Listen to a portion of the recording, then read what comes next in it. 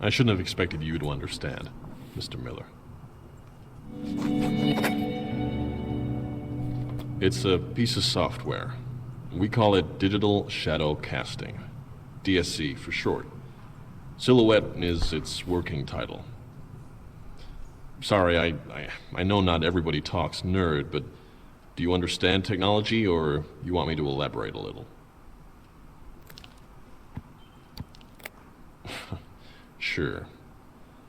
It installs a background OS that copies any and all information used on a computer.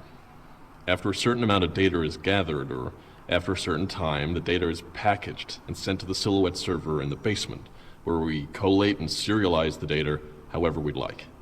We have an algorithm that can highlight pertinent tagged matches, commerce, economics, political values, home living, etc. We sort it all and then macroanalyze the nation's preferences. It's pretty amazing, really, and we're the first company to make use of the tech. Home living? Home living? Okay. Are you allowed to be telling me this? What did you think we did here? I mean, really, it's all written in black and white. The Union Act, Mr. Miller. The country is about to vote it in. Well, yeah, part of it, sure. You'd have to read the Union Act for yourself. I'm not a lawyer or a politician, Mr. Miller. It's not something I'm happy getting into. It's all legal. The Union Act is a contract. If people want it, they vote for it. Other than that, I just do my job and try to keep my head down. I don't know what you want me to say. Thanks for understanding. Honestly, I'm surprised that everyone is still harping on about Alex Dubois. You know, if they took the time to read between the lines of the Union Act, then they'd understand what's on the line. Selective attention, I think that's what they call it, right? They hear what they want to hear. But hey ho, I just keep doing my job.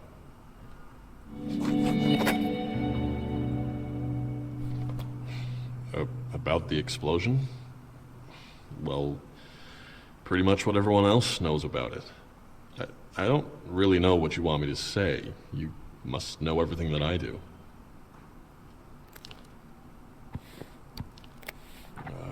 I was having a smoke in the courtyard. Luckily, I wasn't close enough to the blast, but I saw the whole thing.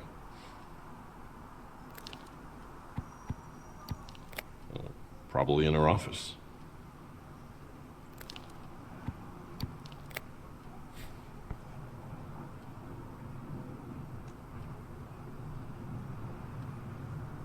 Oh, she's deaf.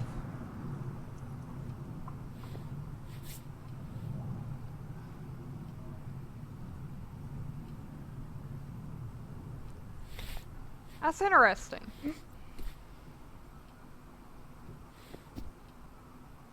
Room 105. Anything else, Mr. Miller?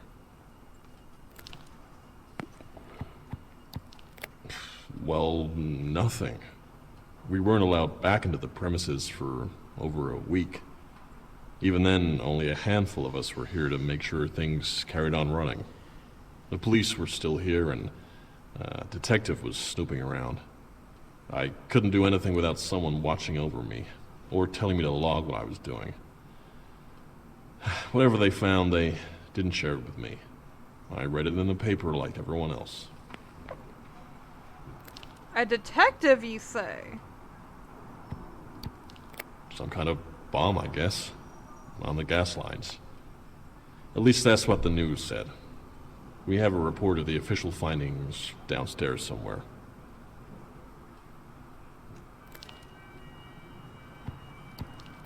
Don't you believe me?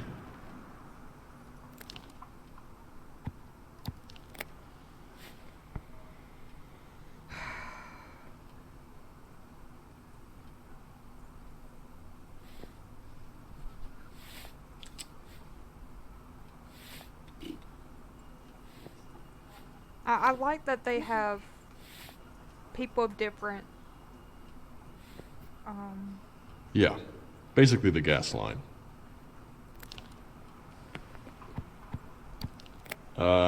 She says he wrote some kind of code that overheated the servers, she thinks. He was a talented coder, much as I hate to admit it. He found out that the servers were close to a gas line that came from an external propane store and, well, you know the rest.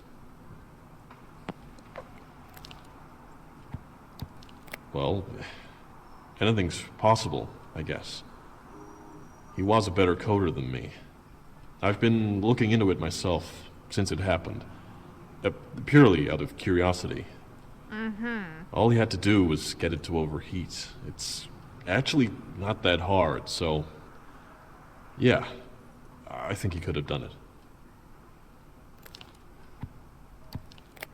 I don't know. I'd have to replicate it to know.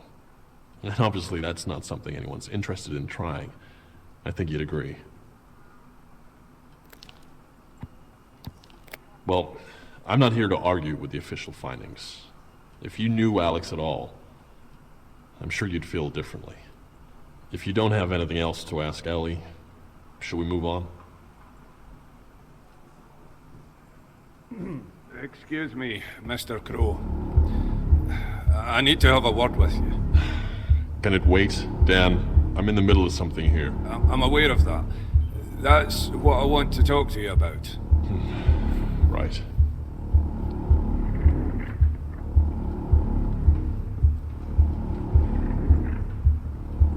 what is Dan wanting? Why are you here? As I said, there's an ongoing investigation. I feel I've made it clear that we expect a certain level of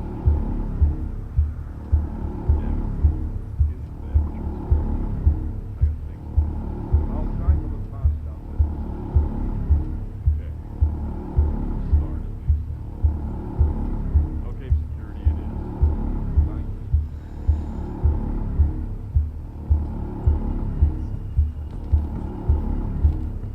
Right. It's come to my attention that you may have been collecting sensitive information in that briefcase of yours. I'm gonna need you to hand them over, please. I'm gonna pass them along to Charles Bowman, and when or if you have your meeting, he can decide what he wants to do with them. Steve, please take Mr. Miller's belongings over to Mr. Bowman's office. Hey! Sorry about this. Oh, and we'll also need that dossier of yours.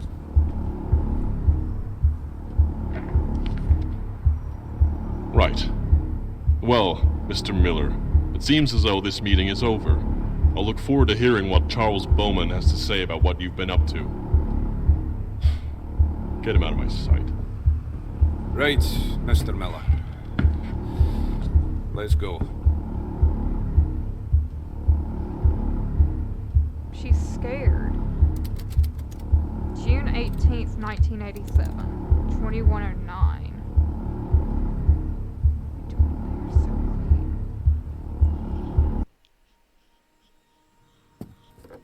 Keep it down, Charles. You wake the children. I don't see what you're going to achieve by keeping your share.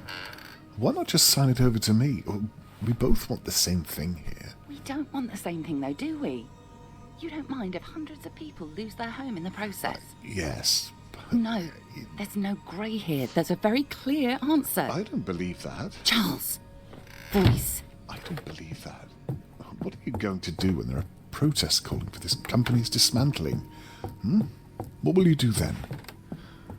Oh, maybe you always wanted this to fail. You're risking jeopardizing all of Michael's work. You always resented him for working such long hours. If he wasn't trying to get the changes you wanted in, then he'd probably still be here. Look, Get out.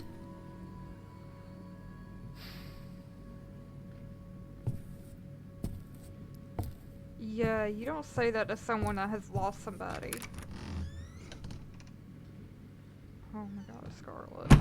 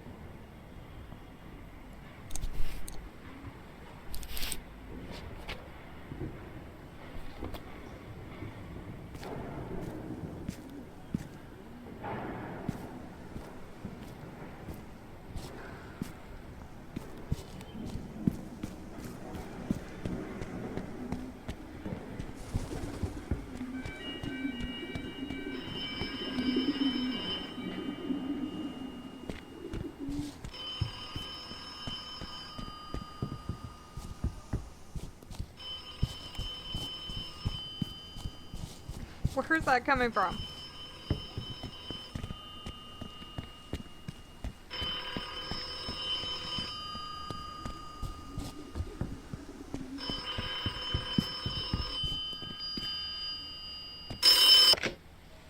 Mr. Miller, it's Scarlett Carson. Don't talk, just listen. We've not got much time. Get yourself into the IPA building. Something I want you to see. I'll explain more when you're in.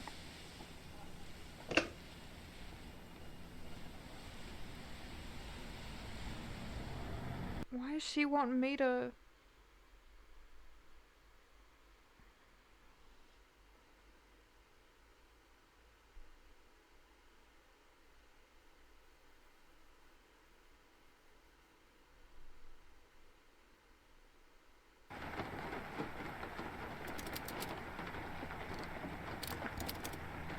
The IPA 1759. The truth about Alex DeBow. Hello, Mr. Miller. You may have guessed already, but I've been following your investigation throughout the day. I wanted to get in touch sooner, but I could never find the right moment.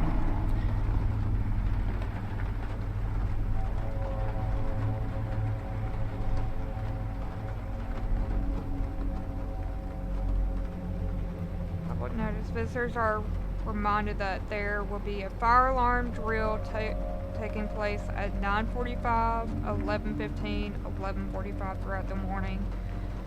For any concerns, please contact Mr. Hilleben at the security desk. Regards, the Bowman Carson Group.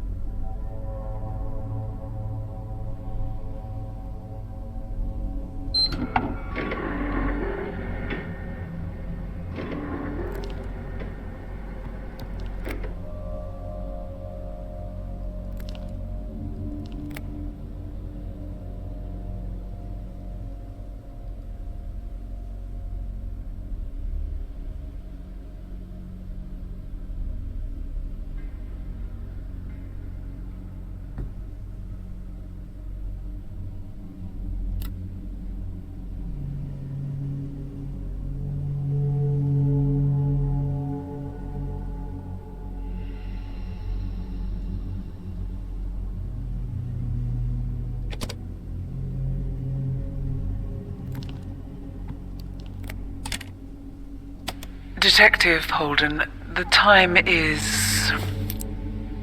5:30 p.m. on June 17th, 1987. They say Alex Dubois entered through here on the night of the 10th of April. Daniel Hilburn informed me that security was busy locking up in the Bowman building for the night, so he had the building to himself. Alex's claim is that he can prove he wasn't using his keycard in the building that night, and that he was there for a meeting with Sarah Smith, the head of the IPA.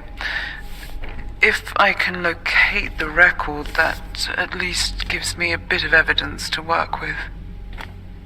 Alex claims that Dan always keeps a copy of the safe code written on the back of a coupon for gardening equipment close by to his desk, so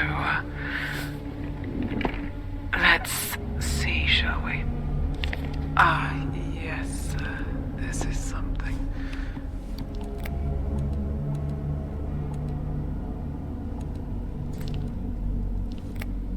Okay, I've located the document and will fax it. Now, I should probably place this back where I found it.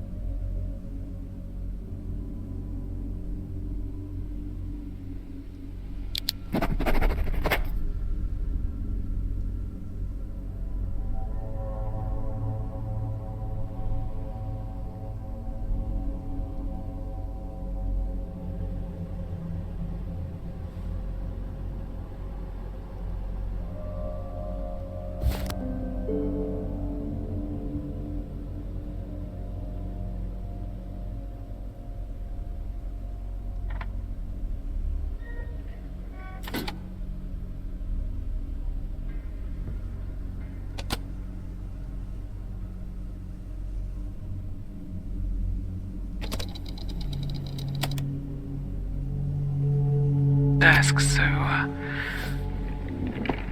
let's see, shall we? Yes, this is something.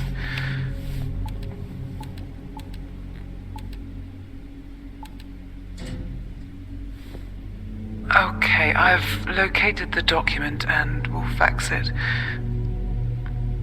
Now, I should probably place this back where I found it.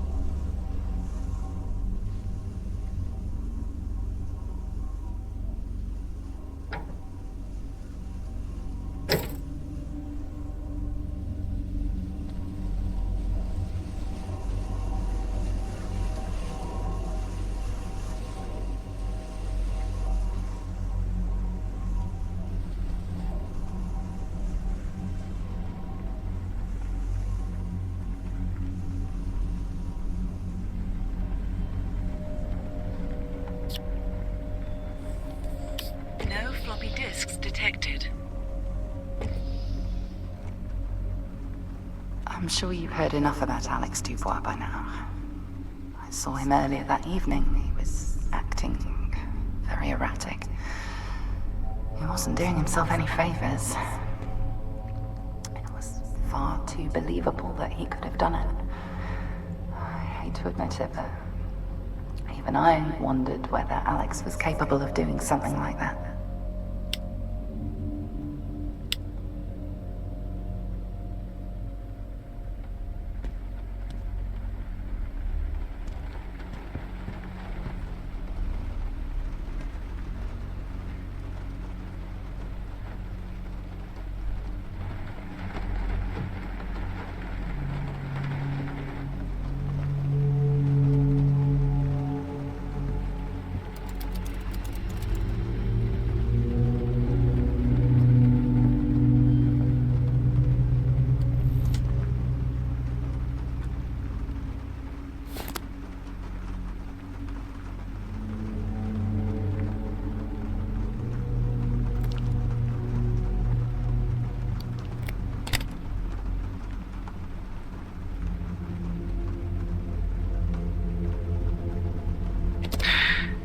Detective Holden, the time is 6:45 a.m. on June 20th.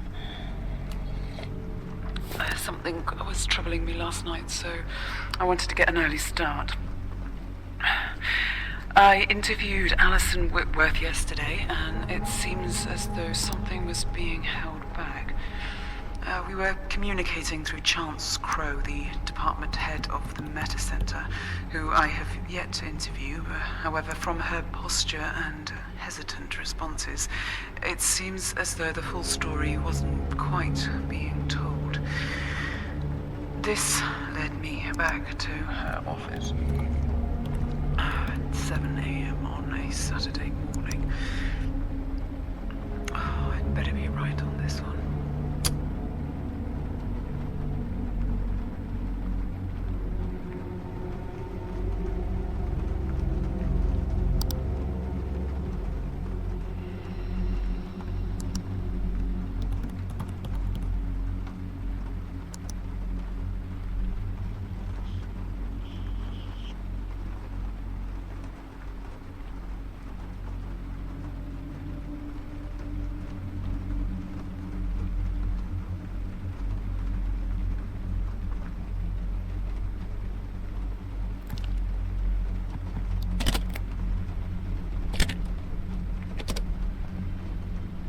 Detective Holden, the time is 9:23 a.m.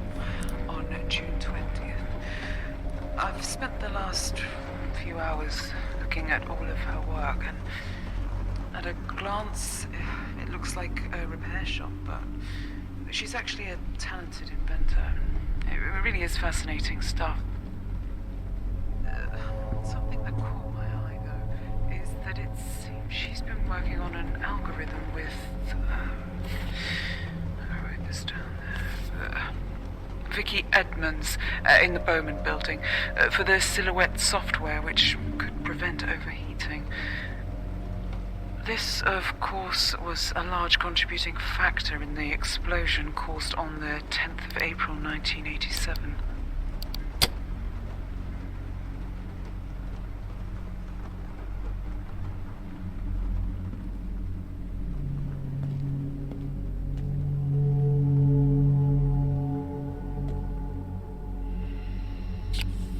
No floppy disks detected.